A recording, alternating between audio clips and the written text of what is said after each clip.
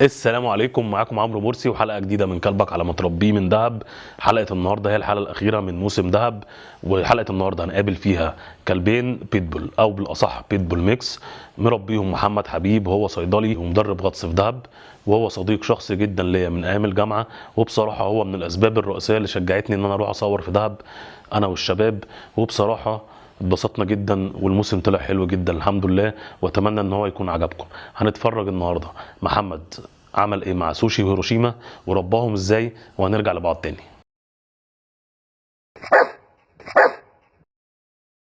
أنا اسمي محمد حبيب، عايش في دهب، بقالي تقريبا 10 سنين. شغال في مستشفى دهب صيدلي، وبشتغل برضو دايفنج انستراكتور. دي سوشي، ودي هيروشيما. دي مامت دي الكبيرة، عندها تقريبا داخلة على 10 سنين. هيروشيما عندها داخلة في 5 سنين برضو. اتعودت عليهم بصراحة، عارف، بقيت كده. هو في مدار يومي العادي ده ان هما قاعدين معايا، ده طبيعي خالص. وحتى بيروحوا ساعات معايا الشغل، يعني بالذات في الغطس. هما بيحبوا المية ومتعودين على الناس طبعا، لان انا عايش في حتة على طول هما انتر اكتنج مع ناس كتيرة وكل يوم وبتاع، والناس بتحبهم وهادين.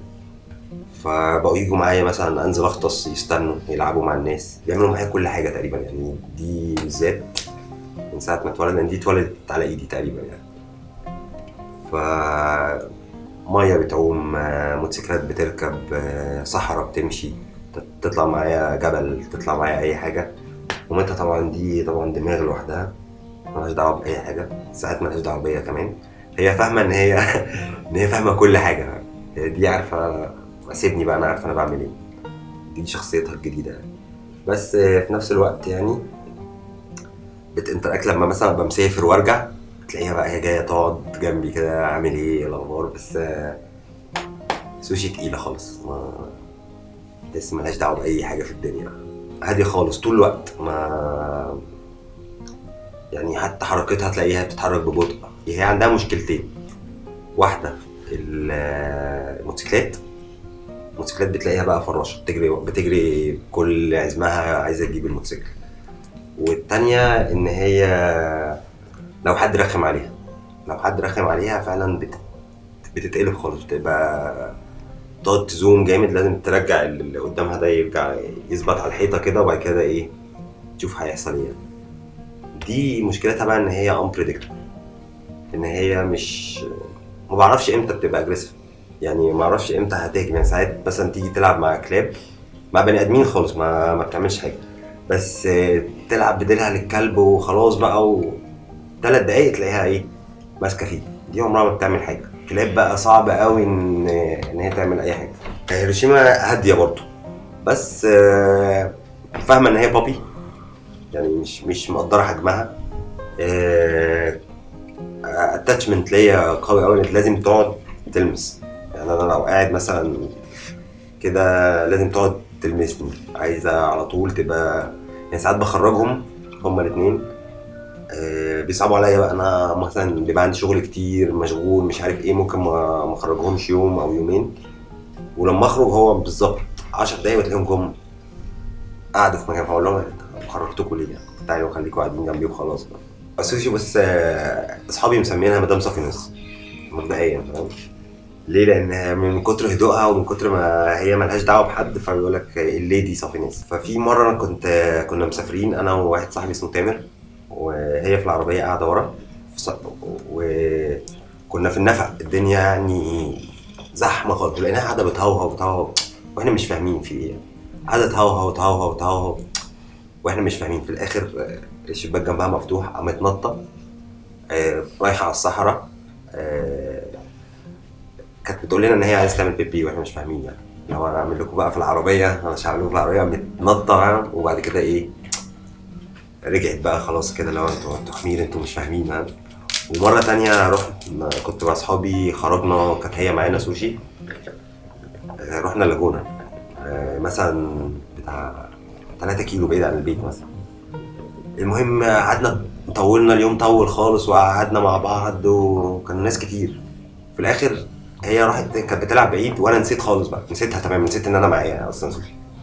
ورجعنا من اللاجونه رحنا كلنا في مطعم وانا برضو فاكر ان هي في البيت يعني. وبعد كده خلاص رجعنا بقى كلنا داخل على البيت عندي، لقيتها بقى قاعده قدام الباب وبصالي بص اللي هو عارف اللي هي كلنا عارف لما تتفاجئ ان انت كنت ناسي حاجه، اللي هو ايه ده انت رجعتي ازاي بقى، ومبصالي وبص على الباب. انا افتح بس عشان متضايقه شويه. وكل اصحابي بقى ساعتها قاعدين يلعبوها، قاعدين هنا قاعدين تعالي بقى، مفيش ما بتكلمش حد خالص، اللي هو كان انتوا مش اصحابي خلاص، انتوا ازاي تنسوني في اللاجونه. هيروشيما هي دايما مواقفها المضحكه بصراحه بتبقى ان هي مثلا لو في عارف اللايتس اللي في ساعات بيعملوا حفلات هنا في دهب مثلا، بص ناس كذا مره يصوروها كأن هي في حفله بترقص، تفضل تنط تتشقلب تنط وتتشقلب تنط وتتشقلب. فناس كان في حاجه اسمها مش عارف فيستيفال كده اردن كانت عاملاه، وفعلا نزلها صور على النت وهي قاعده بتنط كان هي بترقص على اللايتس ومش عارف ايه هي اصلا عبيطه يعني. السوشي مره كان انا حظي يعني ان انا طالع من البيت وسبت الباب مفتوح بالحظ يعني. الموضوع اصلا كان سبحان الله يعني ان انا اتنقصت اليوم ده.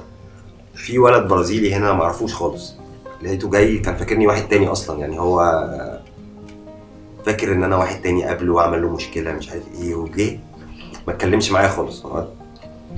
فظيع بقى اللي هو انا لقيت حاجه داخله عليا يعني فاهم، بس داخل واحد داخل اجريسيف يعني، بس انا مش فاهم يعني ده ايه يعني عايز ايه ده. فجاه هوب طق اداني بوكس في وشي يعني، عمري ما انسى البوكس. رجعت مثلا بتاع 5-6 متر لورا وانا برضو مش فاهم، عارف احساس ايه ده.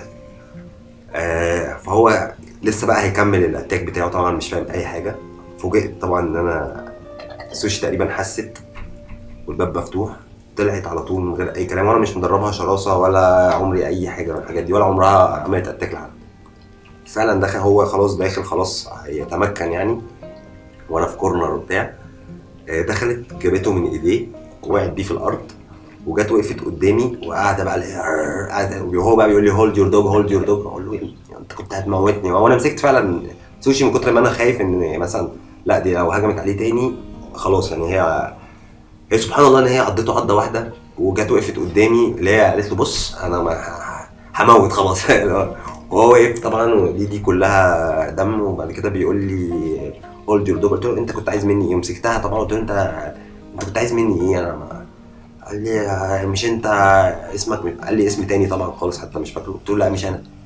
قال لي مش انت اللي كنت اول امبارح؟ قلت له لا انا ما كنتش اول امبارح في الحته دي خالص، ولا رحت لاجونه بقالي اسبوع وعندي شغل.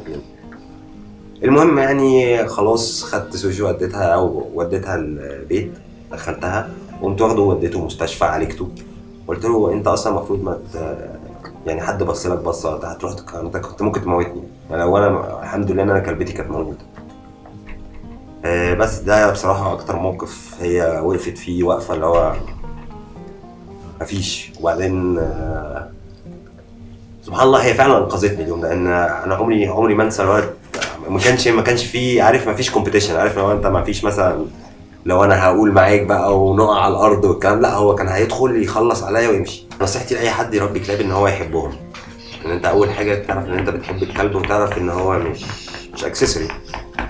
وفي الاول عشان تربي كلب على طباعك انت،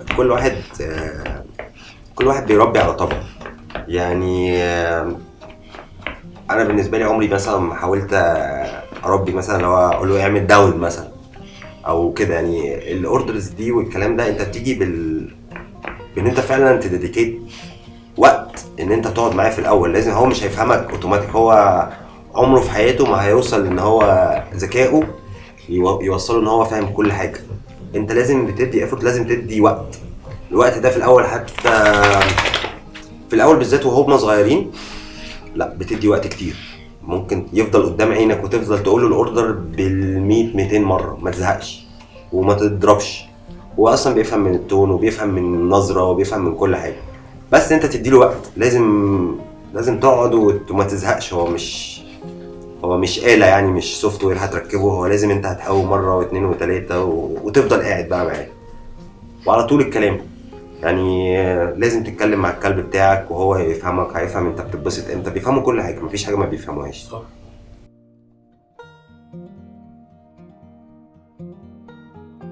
كل الكلاب اللي بتتعامل معامله ادميه، الناس اللي بتفهم ان هم دول حيوانات بيحسوا ليهم يعني ليهم حياه زي اهالي وجيران وكل حاجه، هم بيتعاملوا كده. ربنا نفسه في القرآن قال لك ان هم وقبائل مثلنا.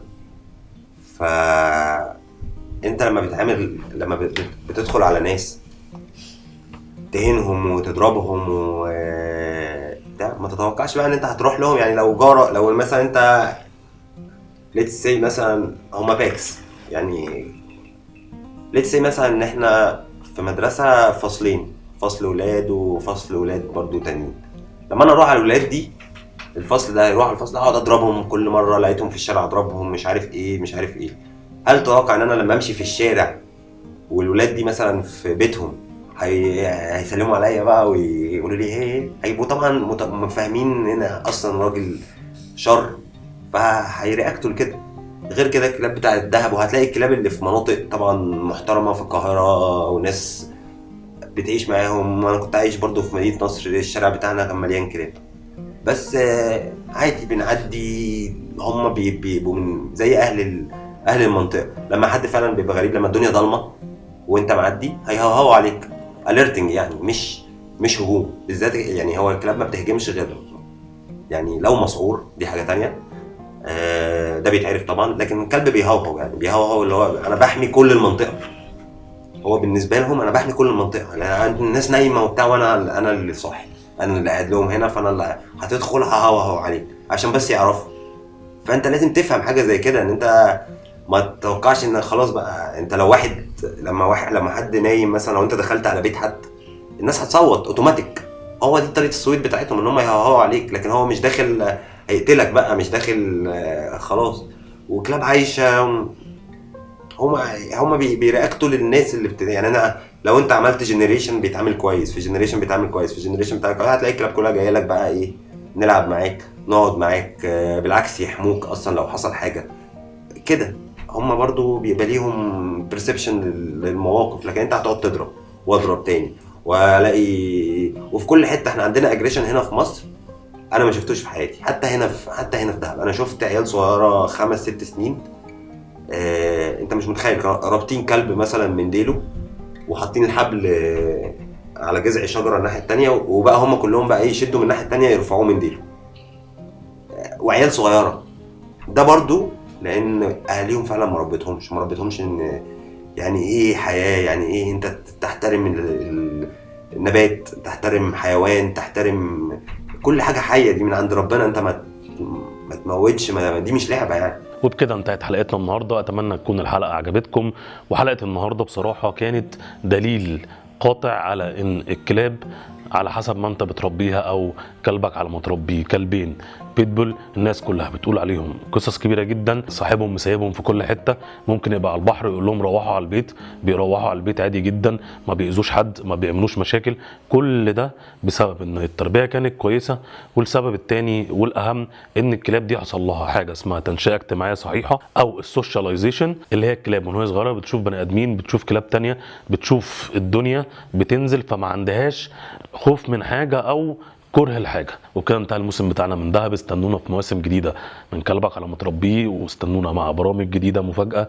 وفي مفاجاه تانية ان كلبك على ما تربيه من دهب لسه فاضل منه حلقه بونس، لكن مش عن الكلاب وانما عن كائن تاني. هو ايه؟ استنونا عشان تعرفوا في الحلقه الجايه. السلام عليكم.